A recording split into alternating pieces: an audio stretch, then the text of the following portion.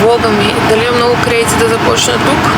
Сигурно, но ще започна, тъй като спряхме за кафе в бензиностанцията, но аз съм си в колата, защото ми е много студено и искам да загрея още. Значи в момента часа е 2:40. Даже ще ви покажа. 2:40 през нощта. Тук ми се включва навигацията. Така, вие ми вярват. 2:40, ето тук, в ъгълчето, ако фокусира, да. Защо е 2:40? Госпожица Теодора, т.е. мен, имаше полет в 2 следобед вчера до Сеул. Но сега има полет в 7 сутринта до Париж.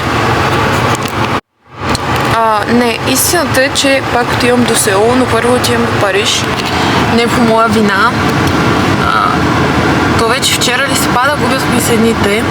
Луфтханза реши, че ще си кенсълне там полетите, защото има някакви стачки на летището.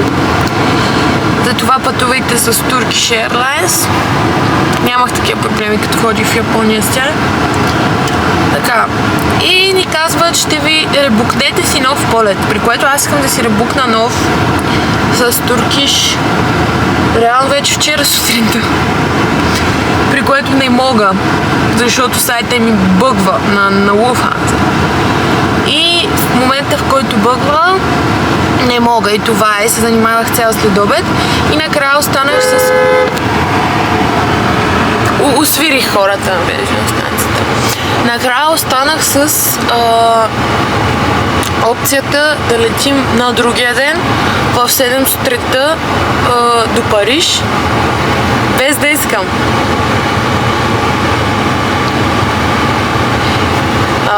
Опцията на другия ден до Париж и в Париж да седим 9 часа и после да летим за Сеул.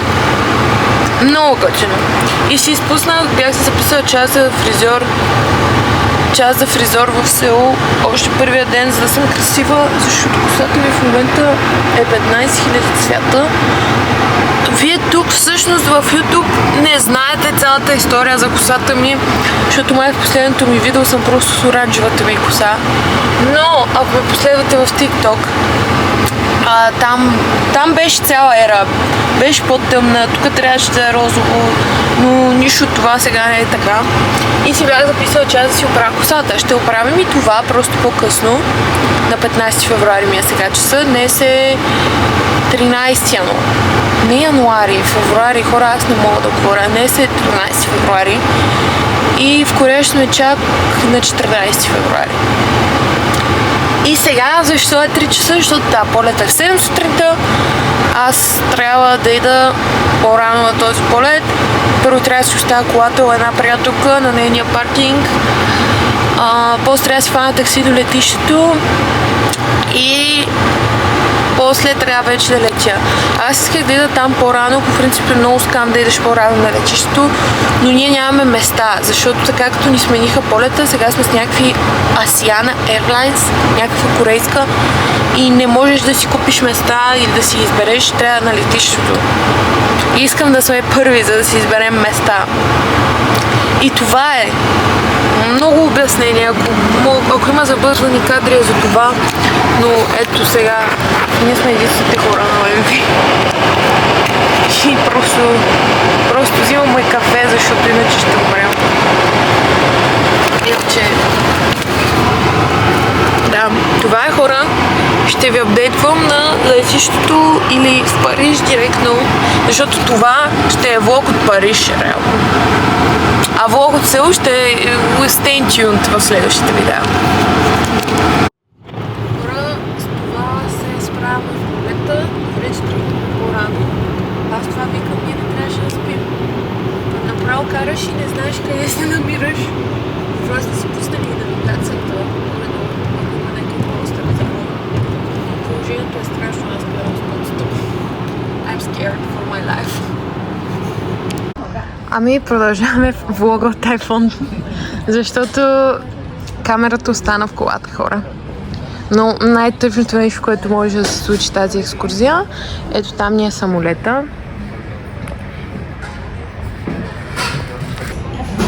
реално тук, на същото място, че бяхме на масата отзаде, ви снимах и влога от Будапеща, който не го е гледал, може да гледа. И да, влоговете ще са от телефон и снимките също, но се надявам да ви хареса все пак влога. Сега имаме горе-долу час до бординг и ще гледаме Culinary Class Wars, който го е гледал, знае, и ще ядем чипс, защото сандвичите са по 20 лева. Това е. Ще ви апдейтна вече, като сме в Париж. Хора, доста отдавна не съм пътувала с Райана. То просто не че е някакъв вкусно да мога да си изпълна краката. Е много по-добре. И тук в главничката и за нея, че съм точно до прилето. Да. И в главничката така да си я нагласиш малко. Друго си е. Но за 2 часа полета е геси, аз се издържа.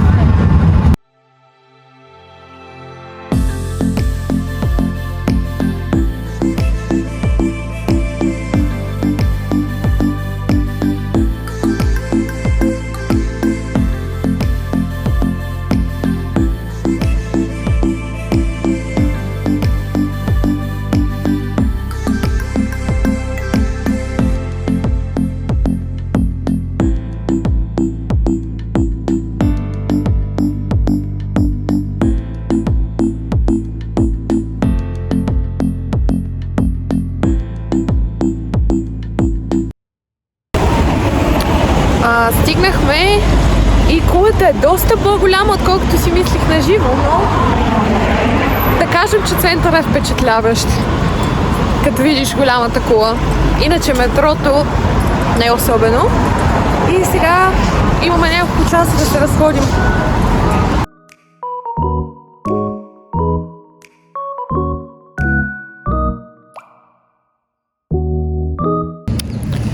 Докато сме ето тук, не знам защо някой, който идва в Париж да каже, аз си мислих, че в тези градинки, които са до колата, може да сядаш. Но очевидно не. Само е там реално имаме какви хора.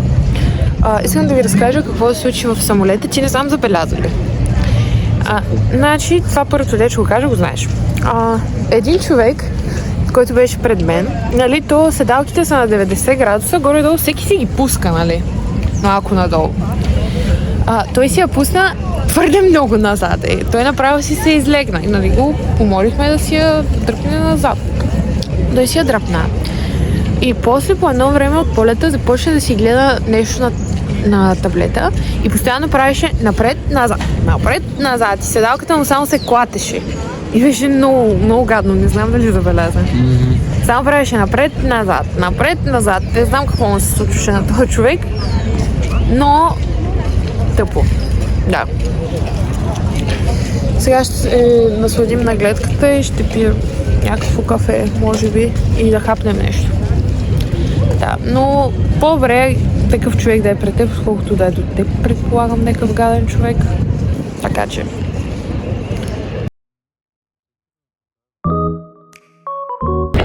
Този кадър е за тези от вас, които не са били. Ето какво е състоянието на метрото, но табелките не се пропускат. Мисля, че ще завършим този така кратък ден с пробване на крем брюле в Париж. Кажи го я. И да си кажем, кажи си, да си кажем впечатлението от Париж. Айфото, това и другото не става. Да, но лагово. Пробвай го. Добре. Брюлето е 10/10. Да. И няма как да приключим влога от Париж без да пробваме френски макарон. Вече съм на летището и взех този макарон. Само един с пистачио. И сега ще го тестваме.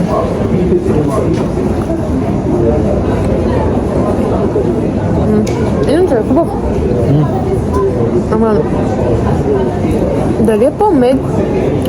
Ама горе-долу си е същия като българските. И ще приключим този влог така. Кратък, дано ви е харесал. Мек е, нали? По-мек е от българските. Колкото българските са по-като целувка.